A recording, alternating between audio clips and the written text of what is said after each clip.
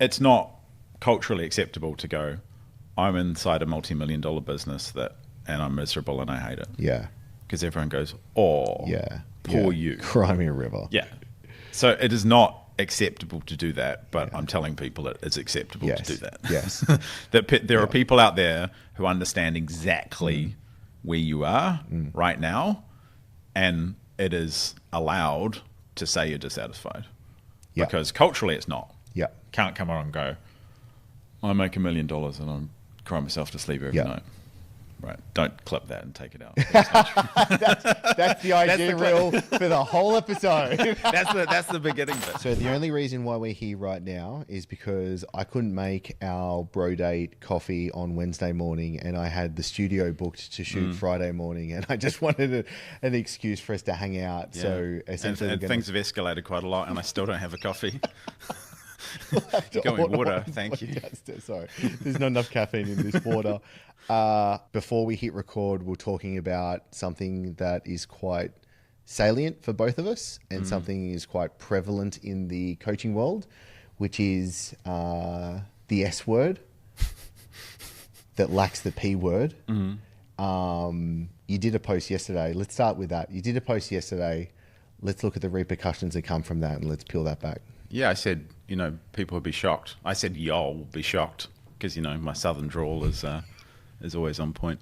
I said people would be shocked about how little profit some of the people that they hold on pedestals actually make. And it's kind of the dirty secret of the coaching and consulting and info space, because I think a lot of people are in communities and going, look at that guy, look at that guy, look at that girl, etc. But the unspoken thing is, like, how much are they taking home? And you and I are both privileged to lots of private conversations and, like, the transparency of people who've got to a certain level, many times in the millions. And the reality for the majority is pretty brutal, because they've scaled the team, the costs, they've scaled themselves out of some of the magic that maybe got them to $1 million. They were the face of it, and they were the engine behind it, and the thing that people invested in. And they're taking, in many cases, they're taking home less than they were when they were on their own or with, a couple of people. And it's not spoken about. And it's a reality, and it's a stark reality, because lots of people feel trapped inside high cost spaces and responsible to a group of people that they're, putting food on the table for. So if I was to try and lay out an agenda for today's session. Good luck. There is scale. Where does scaling go wrong? There is profit.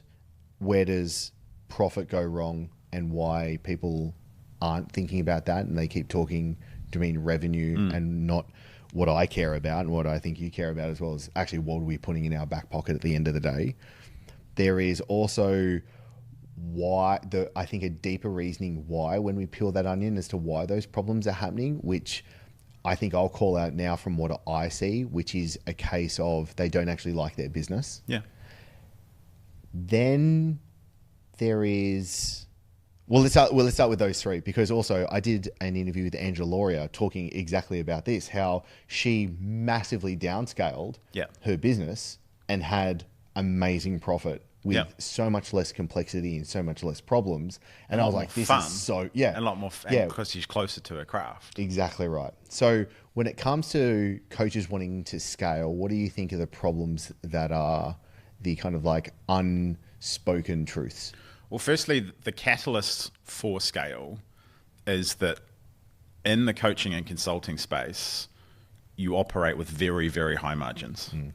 So the typical story is someone's at 30K a month, and then they're like, I need to scale. And they get told that they need to hire a setter, hire a closer, hire a team, hire a coach. Then you need assistants to assist the assistants, et cetera, et cetera.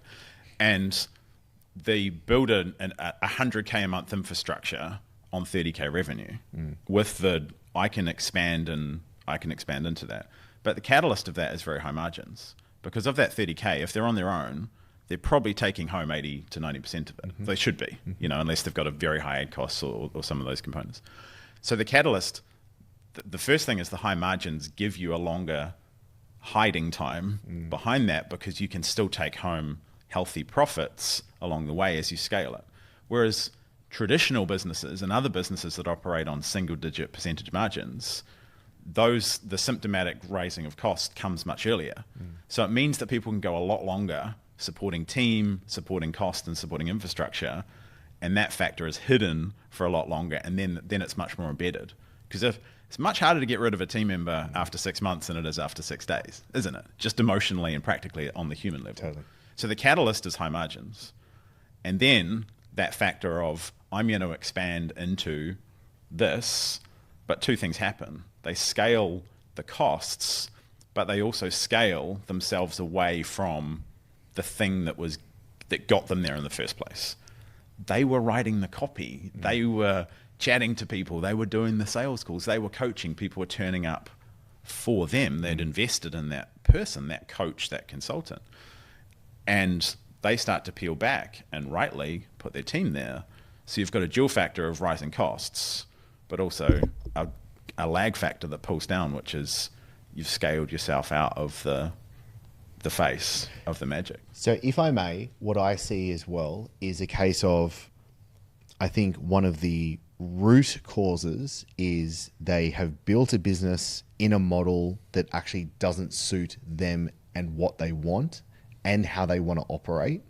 So therefore, they're following this kind of traditional scale with, these are the team members I need to do. And they might look at, say, a future org chart and say, I need an org chart that is like, let's say, a 250 a month kind of org chart. Do you know what I mean? But they're doing, let's say, 100 a month, and they're like, I want to get to there, so therefore I need all of these team members now. Then they've peeled themselves back and they've put this team in place. One, I don't think they've actually developed themselves and their skill sets to lead the team in the first place. Very true. So, like I said this before, and it's just from the amount of hours I've spent this year, do you know what I mean? Doing You these were calls. replaying all the conversations that happened. You're like, If I start having a tick. my heart goes out to you, you miserable millionaire. So the way I've worded it is, many cases, someone has B-level team with C-level systems and they're expecting an A-class result, and them not wanting to do anything as well. Yeah. Because they're kind of like, there you go, have at it. I'm off now, do you know what I mean? And now they're too far away to actually know what the problem is as well. So the team is going to be miscommunicating and misassessing what the problem is. So now the wrong things are getting done in the wrong order, and it's an absolute clusterfuck. Yeah, and so I'll tell you a story. 2018 was rocking along nicely at just over 100K a month. It was me, my sister, who was on the phone selling, who was paid extremely well, and Alex and Nydia, the assistants, have been with me for over a decade. And it's like, coach, mentors, you've got to scale, man. You've got to scale. You've got to scale the infrastructure. So across 5 months, I hired 5 people, to do content and funnels and marketing and those things. And then it was the creep of the rising costs, but then revenue was staying the same because I'd taken my hands off things. So there was no growth because I spent all the time trying to embed people in rather than looking at the market and saying, okay, how do we actually grow? As the leader, I need to decide that. But I was then working in the business, and this is someone who'd run big teams. I run teams of 22, but I took for granted the infrastructure around me that bettered those people in the business, culture, and those pieces. We had an HR department, had managers and these people, and then it was me in the business, but in the business on technical things of getting staff doing things and making sure that I wasn't undermining them. Yes. And then not on the business where I was in and on before, and after that. And then the doom loop of short-term decision-making comes in. Well, I have to grow because I want more profit because I know what good profit feels like because I know what lean looks like. And then it's like, then it infects the product. We're going to do this so we can do this over this 30-day period. And then I started launching things. And then I started tinkering. And then I started changing. And then short-term revenue spiked and then it went backwards. And I was like, so I'm making less revenue now, I've got way more costs, and I'm working twice as much.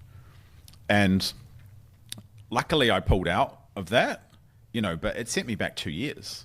You know, that 5 or 6 month period sent me back 2 years because I had a glaring hole in my skill set, but also I was like, I did the thing that everybody told me to do and the thing that I'm supposed to do, and it didn't work. And so it knocked my confidence too, of like, am I really the leader I hold myself up to be? And, you know, nowadays it's me and Alex, you know, and we run lean and clients get me and Alex does the stuff that I can't do or don't want to do, technical pieces and that, you know, and so I could learn those skill sets. I could go back to there, and there's a couple of projects I'm looking at that I will need to hire something and I will need to put infrastructure in place, but I'll do it in the right way. And I've seen that cycle for lots of people. They build the infrastructure, they build the costs, then they take their hands off the front of house stuff, they take their hands off the magic, and then they start going backwards. Or even worse, they stagnate for long enough and then they keep supporting people for 2 years. And so it's super common. And I think the skill sets that you can't see are the hardest ones to kind of admit that you kind of don't have. And the reality is that my observation in coaching and consulting, the people who are most successful are the practitioners. That they got their hands on something. They grew a personal training business. They grew a physiotherapy business. They grew a, you know, whatever it may be. And they get the bug that we all bit us of helping other people with the knowledge that we've, you know, hard won. So they're practitioners and technicians who are then expected to be managers and CEOs, which is an attractive title to put on. I'm the CEO, you know, I run stuff. And then all of a sudden you're in the nosebleeds because you're in skill sets, you're in territory that you haven't inhabited before. But everything feels like it's on the line because you're in the middle of it. What do you think's the narrative that you want it to be? Like if we were to like help drive a narrative from here moving forward that's positive and actually helps coaches and consultants build the thing that they're really. Yeah, we pointed out all the problems so far. Yeah, no. But I think that's important. Like, because I find it interesting as well when I think about this now. And so we're in two different models of what it is that we do. Mm-hmm. I know, knowing from the numbers of the past month, I'm at a 98% profit margin right now. But I don't recommend people do my model, where I think it's actually different for yourself, because the model that you've created is something that you can show and teach other people to do really effectively and really well as well.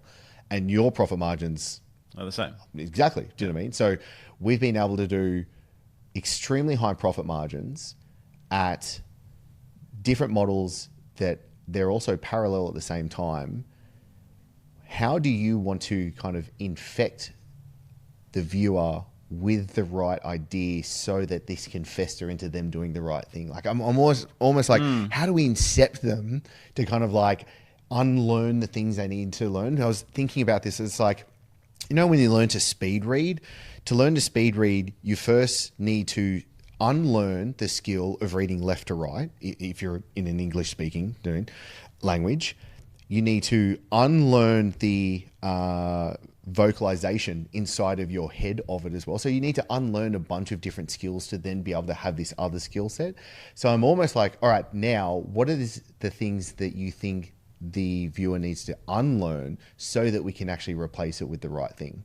Yeah, I always look at the entertainment business, and it seems like a weird parallel, but I always look at the piece that what's the thing that only you can do?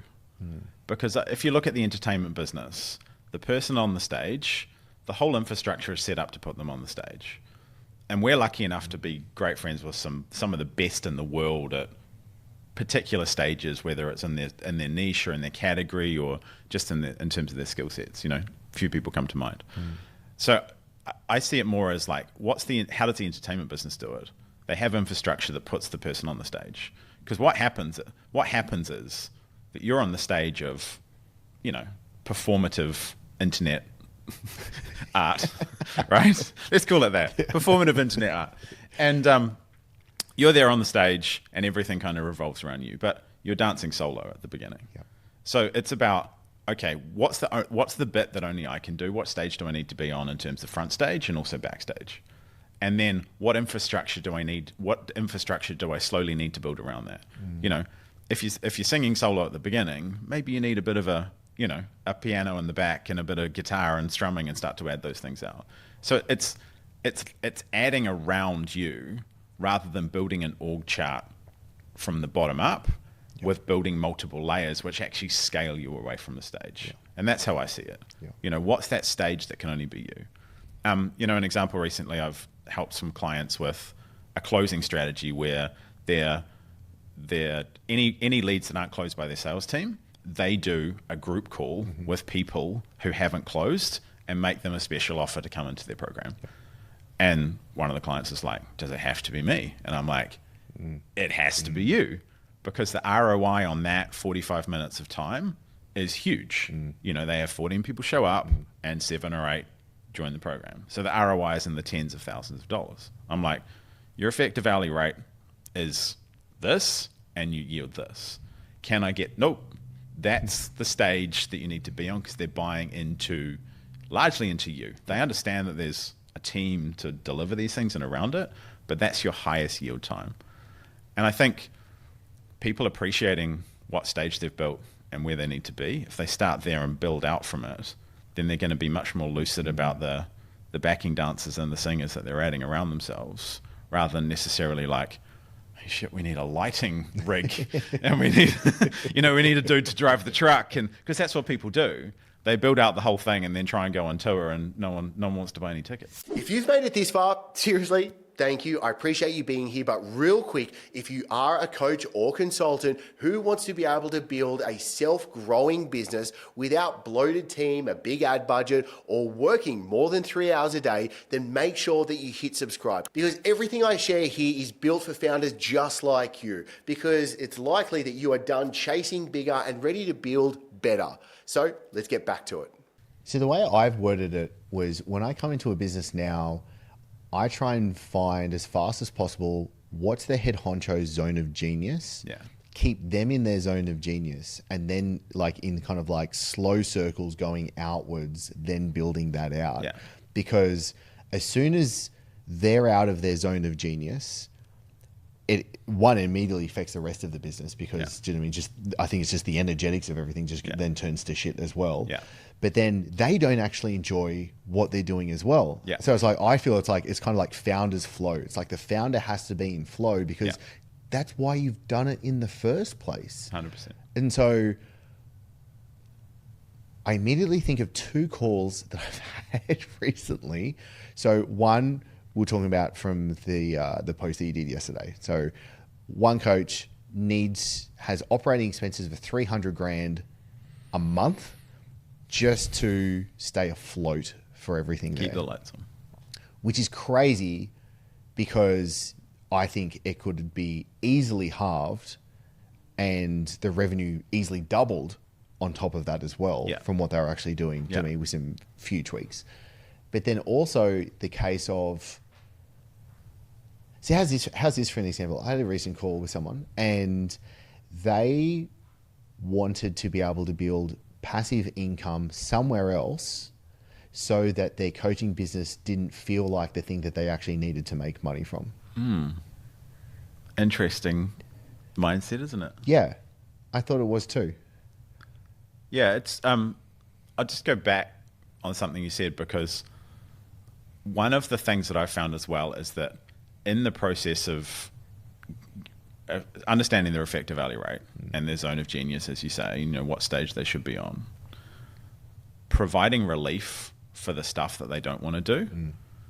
And me as a coach and a mentor in many cases is like, I have to provide relief at the same time while getting them and going, you don't need to do these things anymore. And some of that's just like literally killing it and taking it away. Like, this served you at one time, but I'm giving you permission not to do that anymore. And without that relief, they can't like think about scale, or they can't think about growth, because they're trapped in things that they might have served them at a lower revenue level or a lower level of growth, but they're trapped in doing them. Oh, I need to be doing this particular thing. And you're like, let's take that off your plate. And in many cases, that's just deletion. It's just stopping doing it. The amount of times I've had conversations with people who are running multi-7-figure businesses and they're still in their Instagram DMs, and you're like, you don't need to be doing this. You're not obligated to doing that. I need to, like, that's what got that hustle with your thumbs is what got you there. But let's put in let's put in place some relief from those things. So it's a simultaneous, getting them more into the zone of genius, because if you take away stuff that they love, as well as I do the consequence of that, because you take the fun away, you take the beauty and the passion away from there, but you also need to provide relief and take them away from the stuff that they don't love at the same time, either by deletion or some kind of system. I think it's a really good point you bring up. It really is actually just deletion. In most cases, like it is. And it's just like, actually Permission just to stop deletion. doing it. Yeah. And it's okay. Like, Yeah, it's we fine. don't need to actually probably even replace the thing. Like, Yeah. just stop doing the thing that's not working. But there's a success story in the past of that. There's always a success story in the past of that task.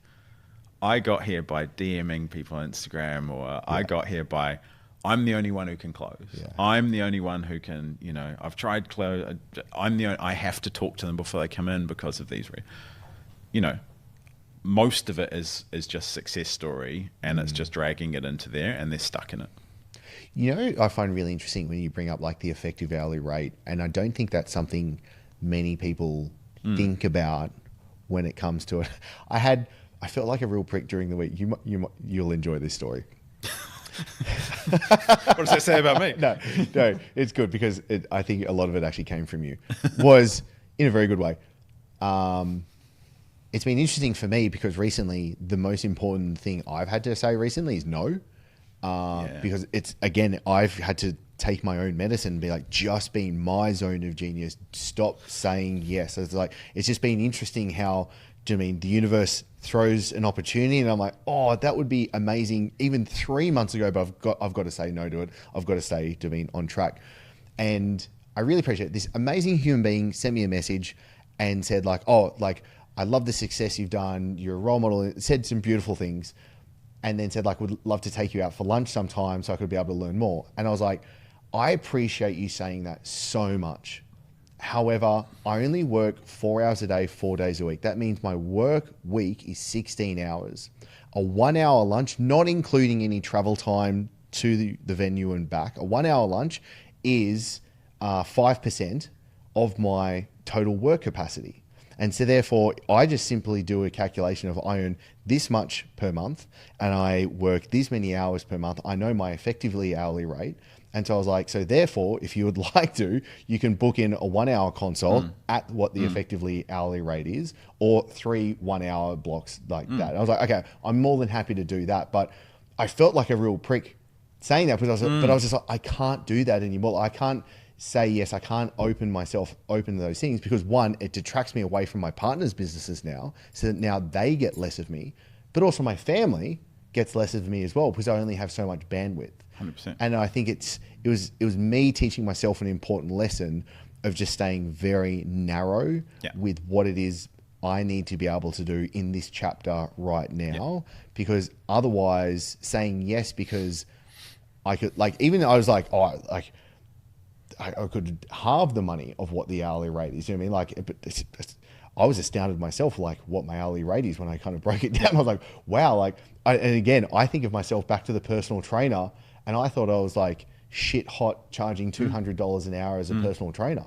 Do you know what I mean? And this is so much more than that. So how do you help someone almost own their worth when you sit down? Do you know what I mean, when you work with your client and you're going through this, what is it that you're kind of trying to get them to believe within themselves so that they can have a better operating system moving forward? Yeah, the effective hourly rate is crucial because then they can get, for the first time, a sense of the value of their time and actually how high their relative time is.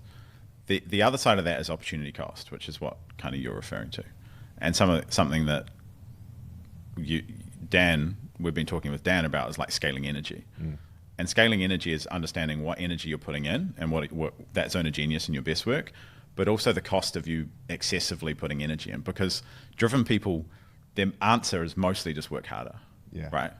And this is really interesting for me right now because I've had a client leave recently, and because I wouldn't breach a boundary.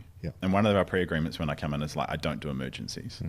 We are building Love that stuff together, and we're planning it out and we're doing it and we're executing it and we're feeding back. And I only do Zoom calls on a Tuesday and a Thursday.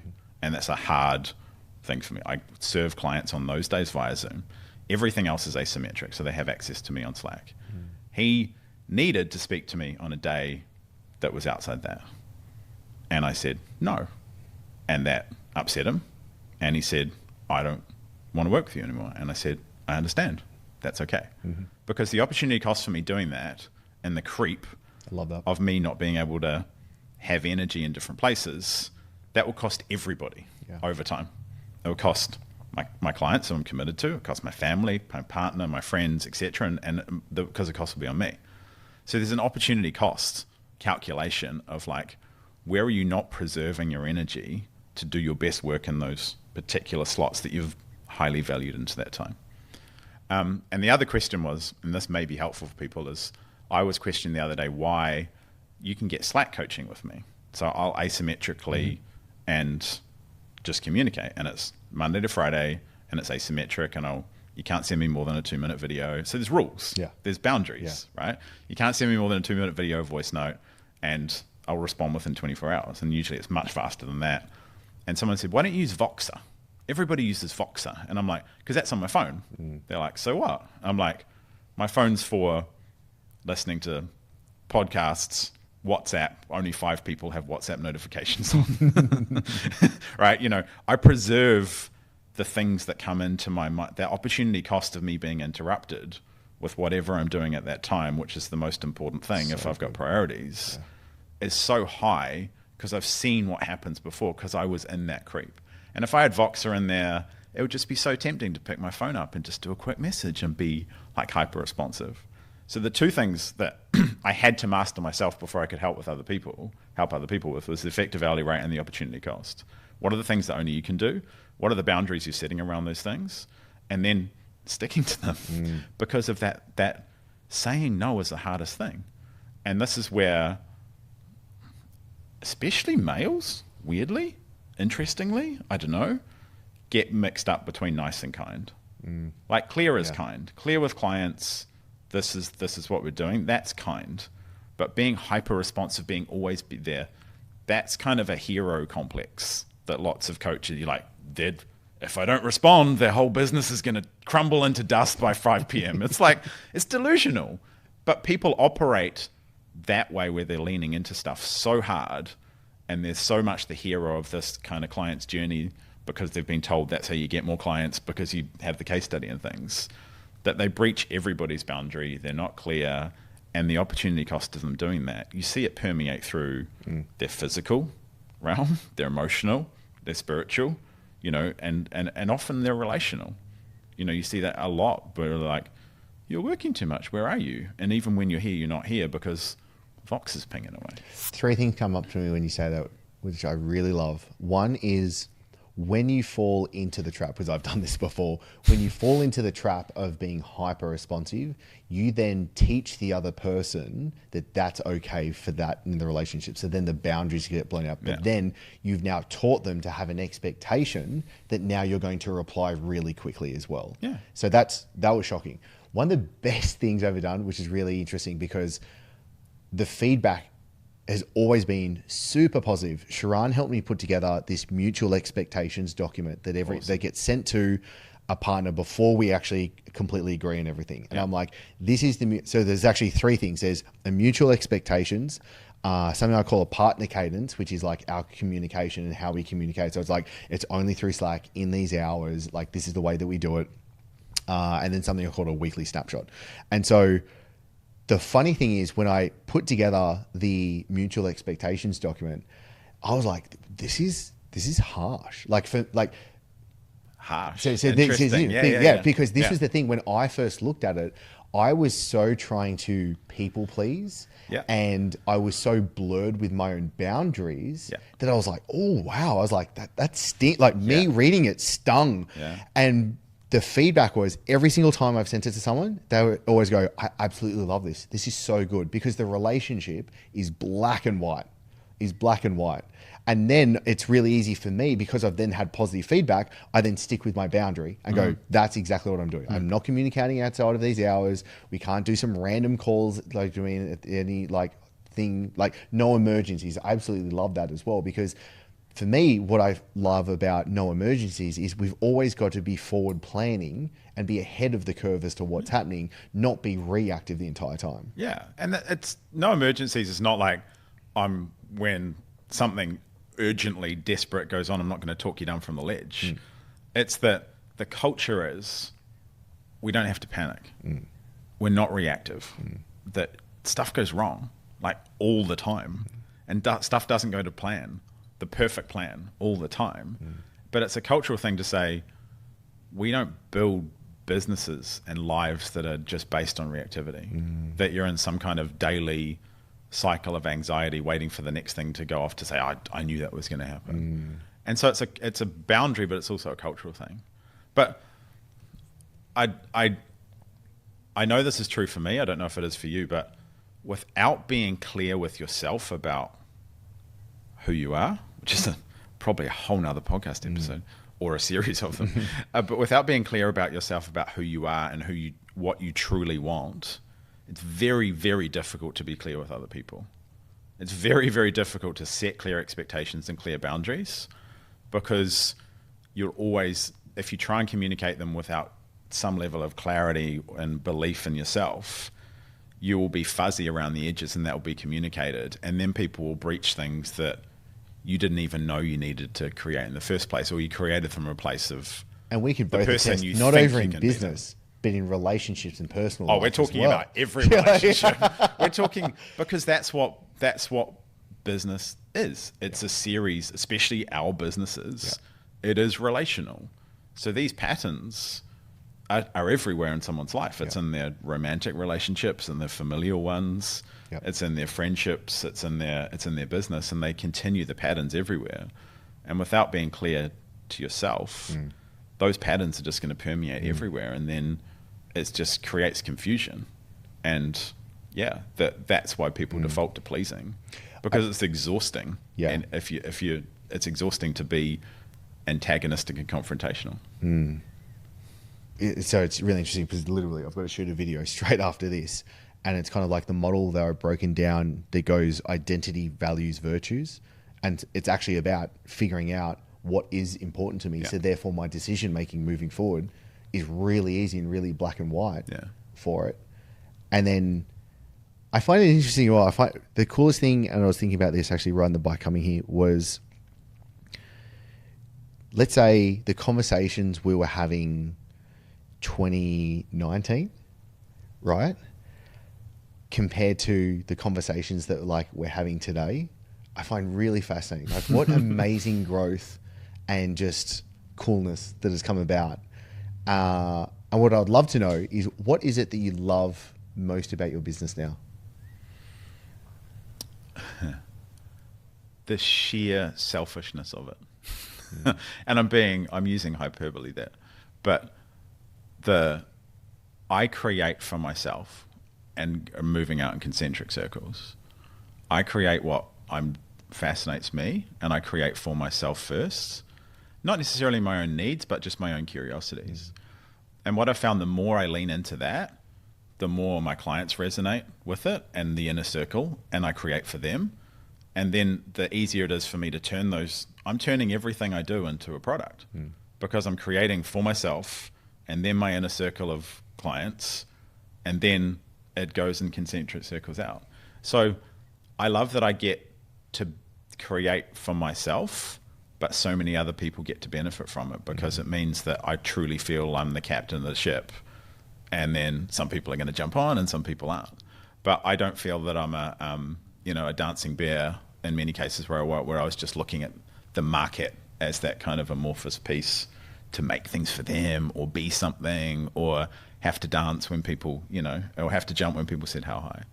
And I think as I'm leaning into that more, and I'm seeing my clients and my friends kind of embrace that kind of philosophy and the results that come from it, it's truly back to being fun. Because there's been long periods in my business and life that just weren't fun. I was making plenty of money and put the scoreboards up, and I was doing everything I should do. But now I'm having a ton of fun with people I love, and like doing pretty damn well out of it, you know, for all the other metrics as well. So it's back to making for myself, and you know, and all the good things that come. And I want to be a model for that. I want to say that that's available to everyone, because it is. Because so many people have skills that if they just leant into them, they could make those skills into something and then just have a tribe of people around them.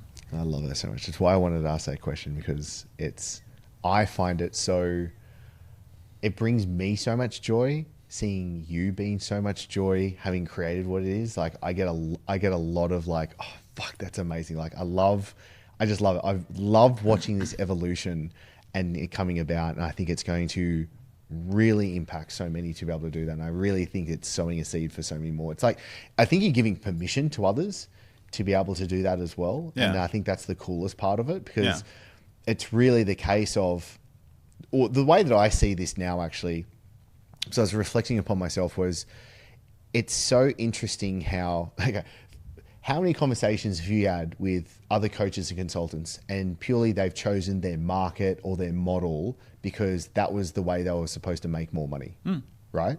It's the primary driver. Exactly. Yeah. But what I find interesting, when you flip the algorithm around and you look at it as in, when I'm actually doing the right thing and I'm aligned with myself, money's the side effect. Just flows through you. It's incredible. It just flows through you. It just can't stop coming. Yeah. Yeah.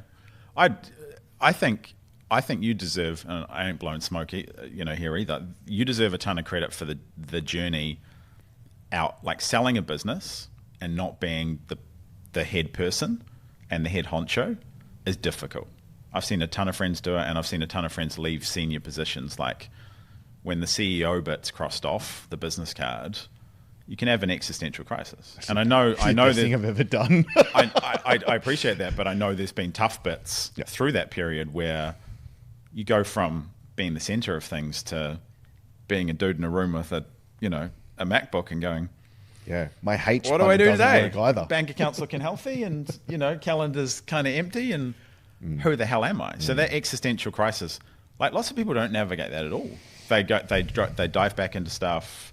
They get dragged back into things. They do abortive kind of their starts. And it's not been easy for you, but you've navigated to a place now where you're in the zone of genius, and you're working with people who need that in a way that suits everybody, because the upside's shared, and it's beautiful to watch. Thank you. I really appreciate that. It's been interesting to me because like I'll do calls with partners Tuesdays, Wednesdays, and Tuesdays, Thursdays way better.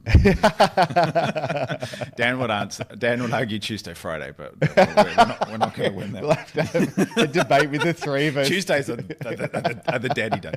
Clearly is. It's been a case of, I found it so interesting that I could do, it's typically between 8 a.m. to midday. So I'll do like 4 hours back to back. And I find it interesting, well, because I'll go from like multiple different businesses, but I'll do like, say in one business, I could be on a marketing meeting, and then I'm doing a sales meeting 20 minutes later. And then I'm talking to like the head honcho and COO 20 minutes later after that. And then suddenly I change gears and I'm talking to someone different. Like there's a lot of shifting that can happen, but at the end of it, I'm so energized. Like I'll walk out and I'm like, I feel really good. And I don't remember feeling that like before. And I think that was one of the, I'm actually doing the right thing. Yeah. Like, shit, who would have known I actually did the right thing, because I feel good at the end of it, not getting off 4 hours worth of meetings and being like, oh, stick a fork in my eye. That's so interesting. And it's so fascinating in terms of like, when you have the human resonance on the other side of like what you're doing and you're in your zone, that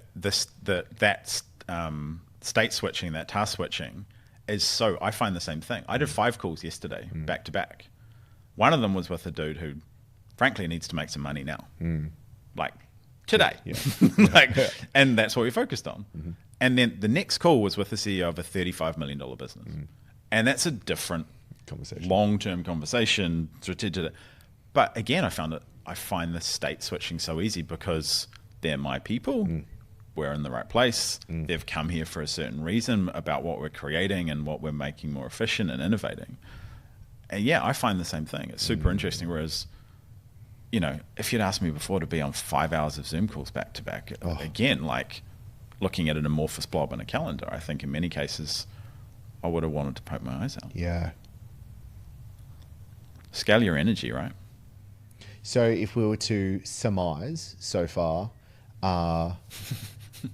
scale your energy, I think that's an amazing axiom to be able to focus on.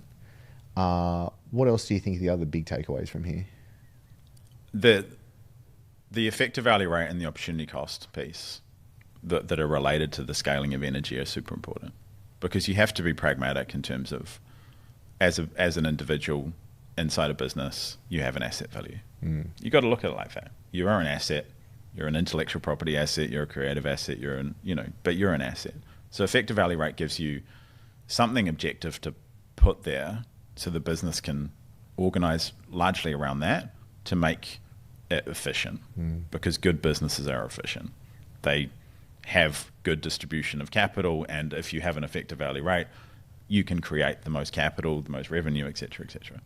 And then the opportunity cost of like, okay, if we know what an hour's worth, what's it worth for you not to do the things that you hate, and how does that permeate into life? Because that's where business spills over into life. Yep. And that's where people designing, you know, I always say build a business that feeds your life. You got to have both of those things and work out where the conflicts are between those. And that's the hardest bit for some people, because that forces you to be honest and get real with yourself again in terms of who you truly are, what you truly believe, and what your values are. And for some people, if that's scale at all costs and make as much money, and there's the relations around that, you know, they're prepared to sacrifice those, or they don't have any, and that's the biggest goal. We're not here to judge that. Well, I'm not. But if you value the rest of your life and the relationships in it, then you have to work out the opportunity cost while keeping the effective value rate front of mind. Because I found it really interesting before coming here on this trip, like Lauren saying to me, she saw me stressed, like I was physically there, but mentally I wasn't there, because I had a bunch of like partner projects. Everything was just like coming together at this 1 week. And her saying to me, we don't need more. Like we've got... I hope you'd tell this all story. we need. I hope you'd say this. And so I find this interesting now, because being at the point where I'm playing the game because I actually just really enjoy playing the game. Yeah. But I slipped back into, I should just have more, because that's what I'm supposed to be doing. Exactly. Yeah. And so then I was like, I was thinking of like this XY axis, and it was kind of like reaching this point where working more actually takes me away from where I want to be, like the feeling, the life that I want to be. Because I was like, having more money by just doing more is not the thing. But also, and I think that's why I made the recent changes over the last few months, was like everything is also about building assets and leverage. So therefore, everything's very front heavy that I'll do. Like when I first come in and partner with someone, like there's a lot to get done. Even just getting up to speed with understanding everything that's going on inside of the business and like pouring through all of their marketing material, like there's a lot of work, but then obviously it reaches a point where it's only like little kind of things that I need to touch, and it's amazing. And it was just really interesting for me having to sit back and think upon myself and just go, wow, this game, and you said it yourself, and it was just like the series, and it's the understanding of like what's the virtues in which I want to live upon, and again, then what are the values that are most crucial to me, and then what's the identity that then holds all of that together as well, is actually one of the most important parts to all of this. Yeah, fully. I shared something on a client call on Tuesday morning, like a group call, and it was like driven people are usually pretty poor at looking in the rearview mirror, you know, because a lot of people are trying to create craft messaging and those things for people who were largely them 5 years ago. Yeah. You know, especially in the practitioner and those kind of markets. And I said, just look in the rearview mirror. Like, where were you then? What messages resonated with you? What were you picking up? What were you leaning to? But also, driven people are really bad at just stopping the car on the side of the road and looking around. right? Because it's like, got to get to the destination. And you're like, they get to the destination and be like, got to get to the other destination. You just got to stop. And like a huge part of my job, I see it as just providing perspective and going, hand on the shoulder and saying, let's just stop just momentarily. Let's just take a micro moment and ask and answer some questions that maybe haven't been asked for a little while. Maybe were asked at the beginning, but now you're so driving, let's just stop the car for a bit. And that doesn't mean that you're not making progress. It does mean when you get back in the car that you're going to be more likely to drive towards a destination that you actually want, Well said. rather than getting there and going, oh shit, I've got to drive somewhere else. Or even worse, I've got to go back to the beginning. Which we've seen a lot. Yeah. I think that's really important, because having gone through that process of making the mistakes and then figuring out, oh, I've built something that doesn't serve me and that I don't want, and now then being able to then do what was needed to get to the other side and be in a position now that boggles me.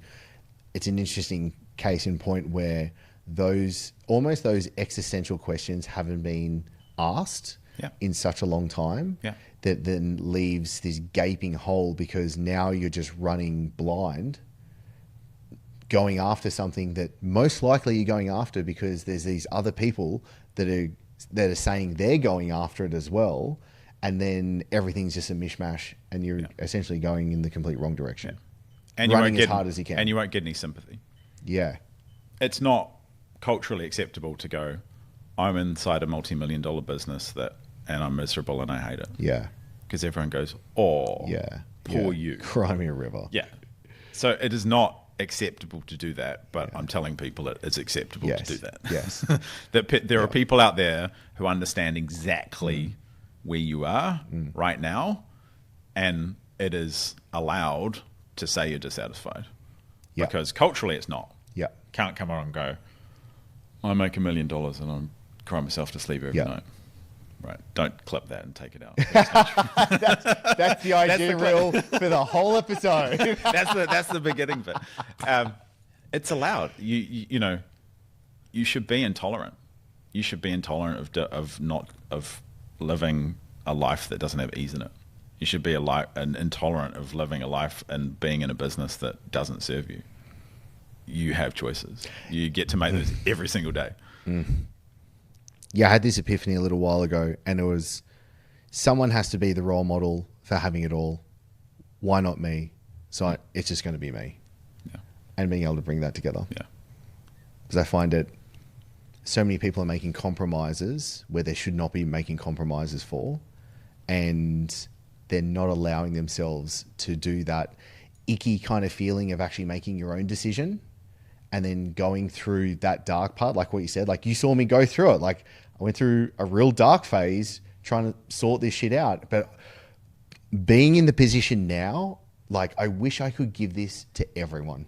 Like that feeling of just like abundance and freedom and like intrigue and curiosity is just like, holy shit. Like, I was walking on the beach yesterday afternoon, just like, oh, this is incredible. Like, it's not like that all the time. Fuck no.